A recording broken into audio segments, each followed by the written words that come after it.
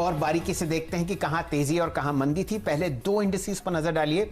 आप निफ्टी को देख रहे हैं 17 अंक बंद होते हुए ऊपर 11,930 पर।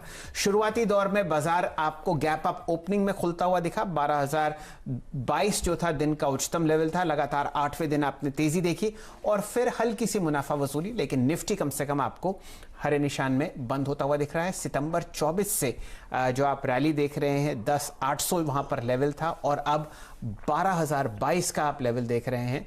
लगभग 9 या 10 ट्रेडिंग सेशंस में जबरदस्त तेजी चौतरफा आपको आती हुई दिख रही है। निफ्टी बैंक पर नजर डलवाइए डायरेक्टर साहब। 134 अंक नीचे 23,712 के आसपास आपको निफ्टी बैंक बंद होता हुआ दिखेगा। दिन का उच्चतम लेवल था 24,190। यहां पर भी रैली शानदार है पिछले 8 या 9 दिनों से और हल्की सी, बहुत ही हल्की सी मुनाफा वसूली आपको इस इंडेक्स पर आती हुई दिख रही है। लेकिन कहां जबरदस्त तेजी थी डायरेक्टर साहब, जरा दिखाइए। निफ्टी का आईटी इंडेक्स, जहां पर आपने दोबारा एक रिकॉर्ड हाई लगता हुआ देखा है, 1.7% ऊपर 364 अंक ऊपर आपको बंद होता हुआ दिख रहा है 22,202 पर। रिकॉर्ड हाइज एक से एक बेहतरीन स्टॉक पर, चाहे वो मिड कैप हो या लार्ज कैप, आपको निफ्टी आईटी इंडेक्स पर आते हुए दिखते हैं। चलिए ट्रेडिंग रेंजेस की तरफ ध्यान दीजिए। निफ्टी की ट्रेडिंग रेंज आपके सामने लगभग 155 पॉइंट की थी। दिन का उच्चतम और दिन के न्यूनतम लेवल के बीच में ये दायरे में चलता रहा। निफ्टी बैंक में इसी तरीके से शानदार मूवमेंट, आज लगभग 640 अंक आपको दिन के हाई और दिन के लो के बीच में दिखेंगे। जबरदस्त ट्रेडिंग एक्शन इस इंडेक्स में आता हुआ दिख रहा है। एडवांस डिक्लाइन रेशियोज पर नजर डालेंगे सुमित जी।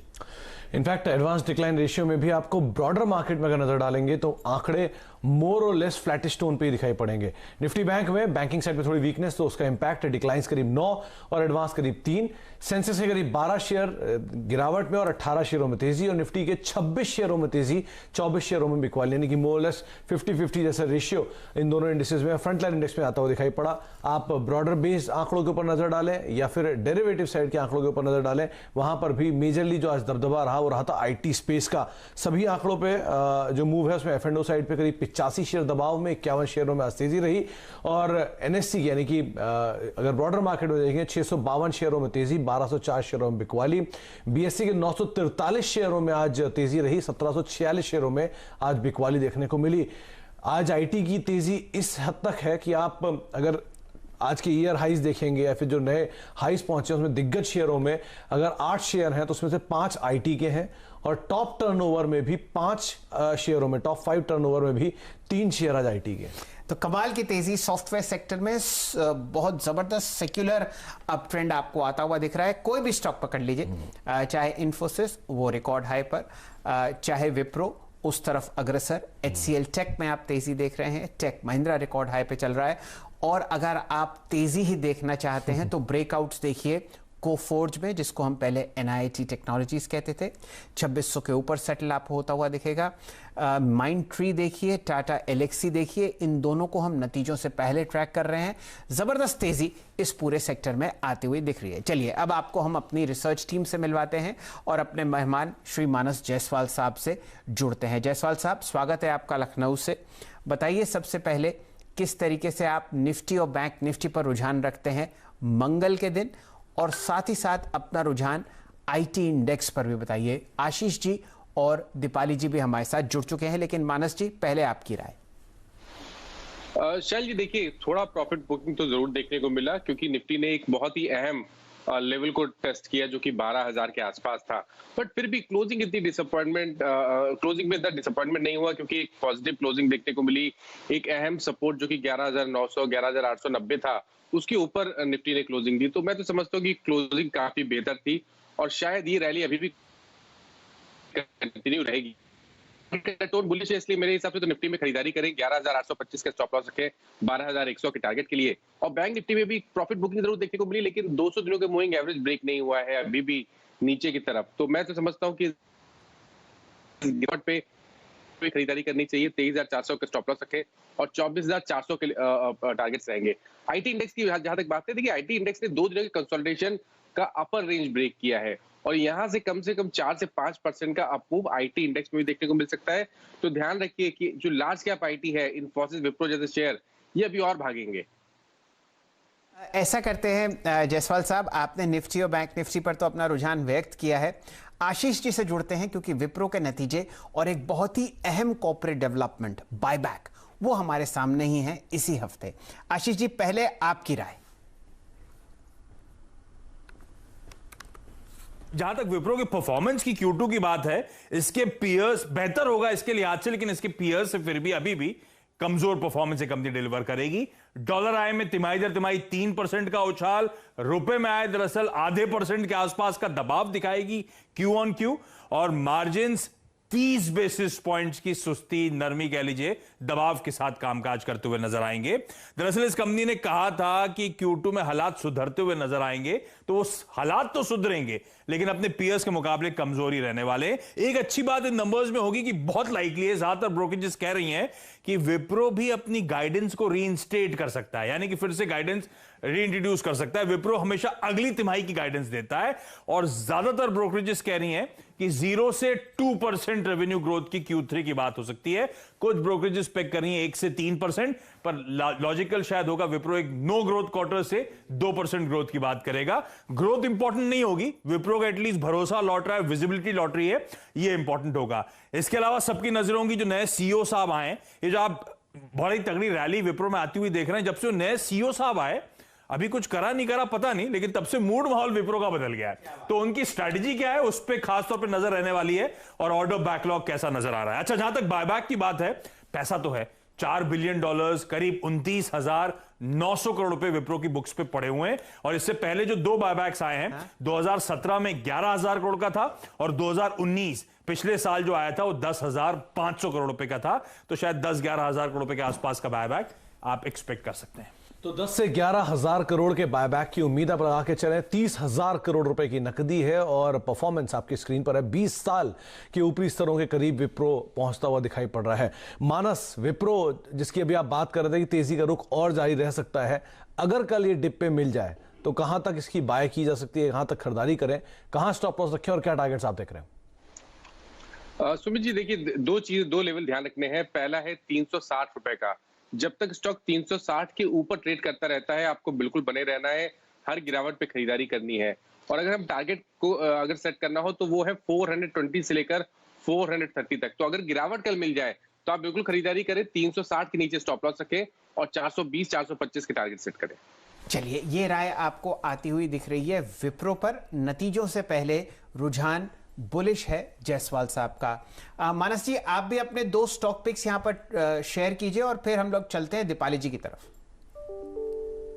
जिस तरह से बाइंग इंटरेस्ट आईटी और फार्मा में हमने आखिरी आधे घंटे में देखा है, तो मैं तो समझता हूं कि कल भी ये दोनों सेक्टर जरूर परफॉर्म करेंगे, और इसीलिए एक आईटी और एक फार्मा स्टॉक है।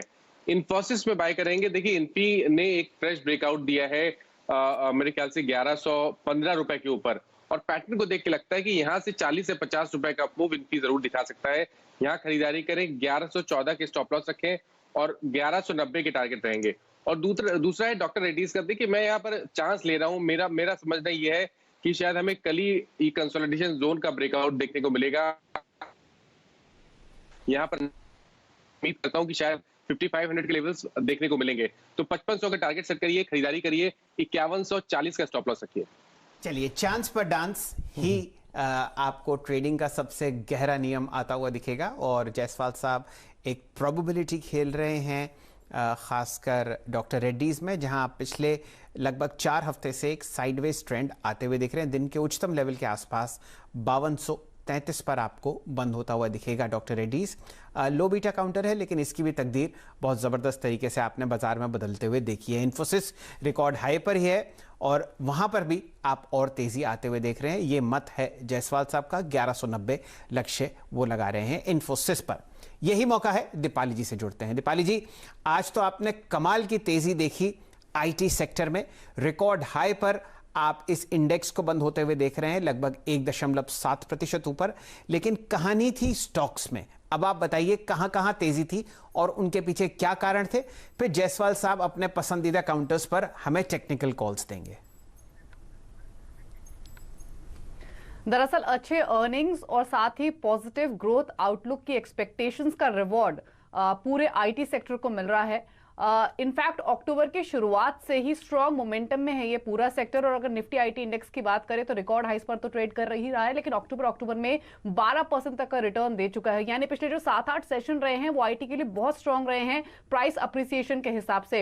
इस दौरान कई स्टॉक्स है जिन्होंने रिकॉर्ड हाइस टच किए हैं, जो अभी भी रिकॉर्ड हाइस पर ट्रेड कर रहे हैं। Infosys, Coforge, Mindtree, L&T info, यहां पर स्ट्रॉन्ग मोमेंटम दिखा है। और अगर आप पिछले एक हफ्ते की परफॉर्मेंस भी देखेंगे तो एल&टी इन्फो ने 24%, माइंडट्री, कोफोर्ज, विप्रो ने 15 से 17% तक के रिटर्न डिलीवर किए हैं। इन्फोसिस की ओर से भी 10% के रिटर्न आए हैं। दरअसल ये सिलसिला अगेन टीसीएस के अर्निंग से पहले शुरू हुआ, जहां पर अर्निंग्स अच्छे आए, ग्रोथ आउटलुक बहुत स्ट्रॉन्ग रहा। टीसीएस के मैनेजमेंट ने कहा भी है कि यहां से मार्जिन और जो ग्रोथ है वो फर्दर इंप्रूव ही होगी।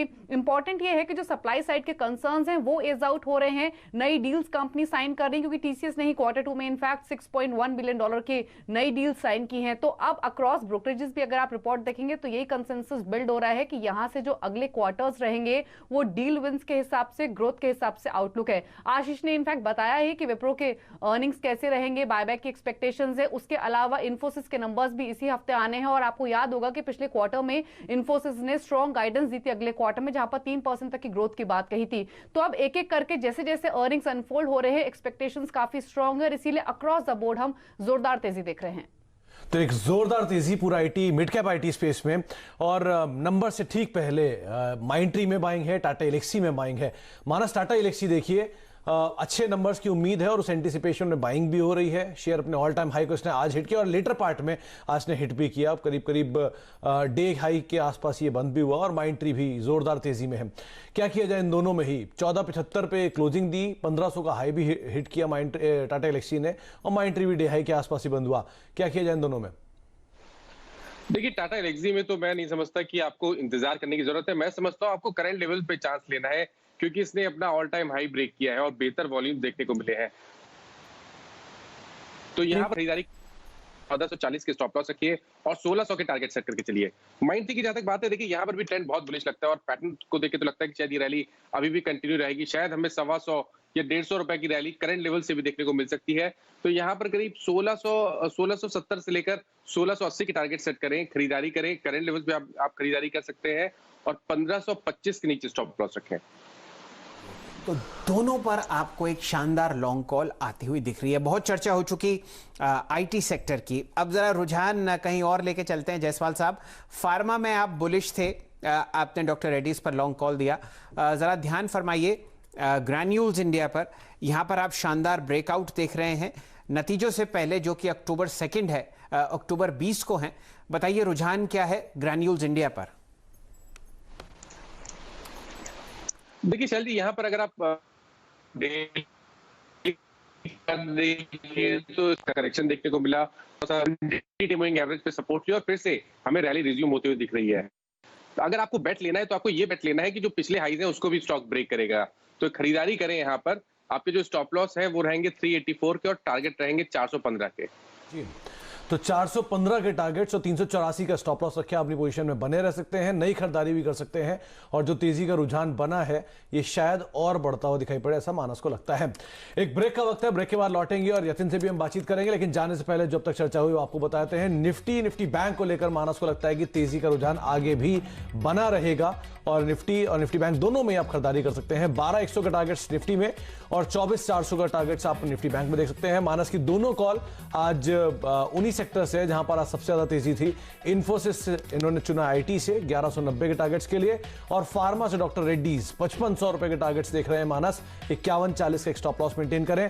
इसके अलावा आप तेजी देख सकते हैं टाटा एलेक्सी में। मानस को ऐसा लगता है कि यहां पर 1600 रुपए से ऊपर तक की चाल देखने को मिल सकती है और विप्रो 410 रुपए तक की चाल 365 के आसपास कहीं भी मिले आप खरीदारी कर सकते हैं। इसके अलावा आईटी स्पेस में माइंडट्री 1680 के टारगेट्स के लिए आप खरीदारी करें। 1525 का स्टॉप लॉस रखें और ग्रैन्यूल्स 415 तक की चाल दिखा सकता है। 384 का स्टॉप लॉस यहां पर भी मेंटेन कर सकते हैं। एक ब्रेक का वक्त है, ब्रेक के बाद लौटते हैं। यतिन मौजूद है, उनसे भी हम बातचीत करेंगे छोटे से ब्रेक के बाद।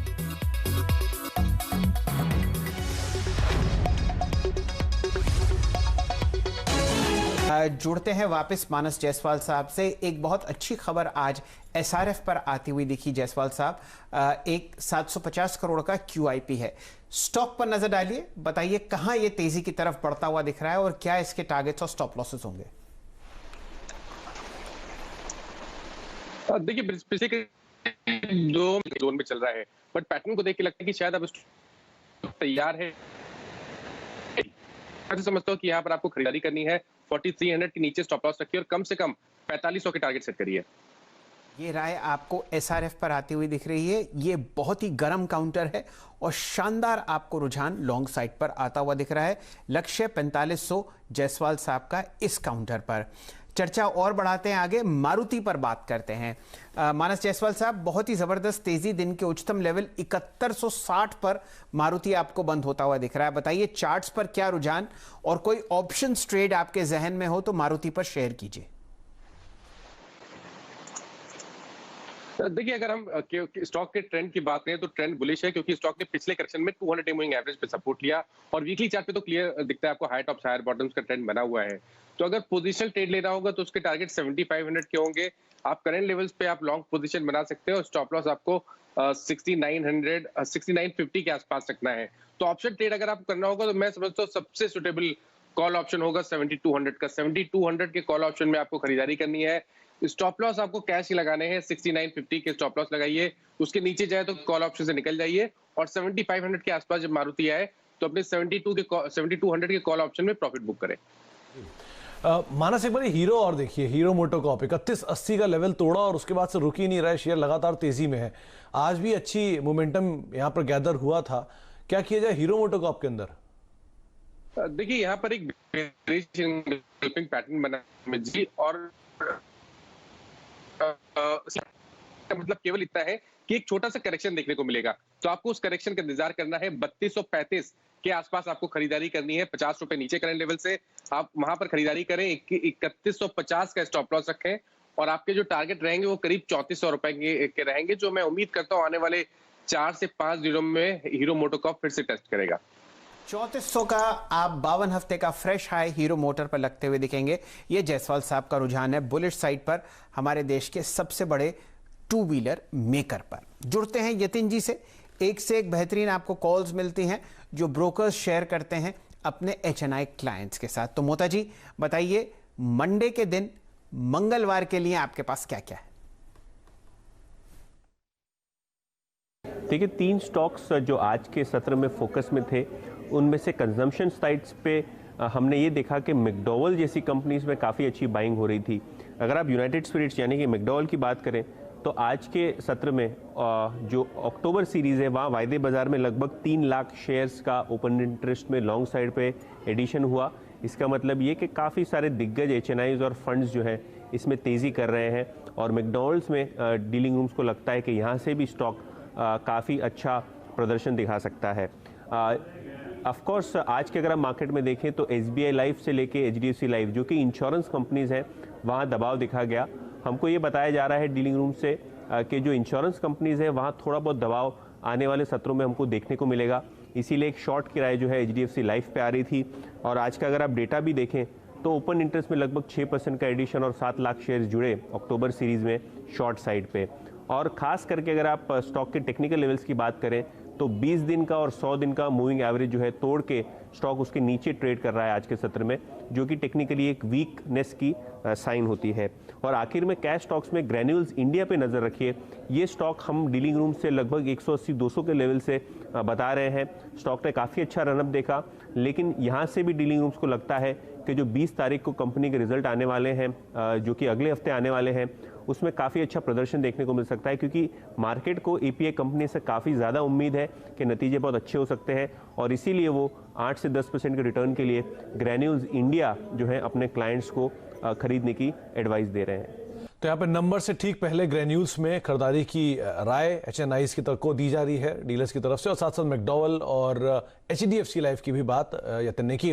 मानस, HDFC लाइफ देखिए, अच्छे नंबर्स आए इंश्योरेंस के, जो मंथ टू मंथ आंकड़े आते हैं वहाँ पर सुधार देखने को मिला, लेकिन चला है स्टॉक तो थोड़ा सा प्रॉफिट टेकिंग भी ली जा रही है। शॉर्ट साइड पे अभी यतिन बात कर रहे थे कि डीलर्स में बज है इसका, आप कैसे देख रहे हैं चार्ट वाइज? देखिए, चार्ट पे तो ट्रेंड नेगेटिव है, क्योंकि पिछले 3 मंथ से स्टॉक अंडर परफॉर्म कर रहा है। डेली चार्ट पे लोअर टॉप लोअर बॉटम बना रहा है और अब स्टॉक अपने 200 डे मूविंग एवरेज के आसपास ट्रेड कर रहा है। लगता है कि 200 डे मूविंग एवरेज नीचे के साइड यहाँ यहाँ पे तो 576 का स्टॉप लॉस रखें और 540 के टारगेट रहेंगे।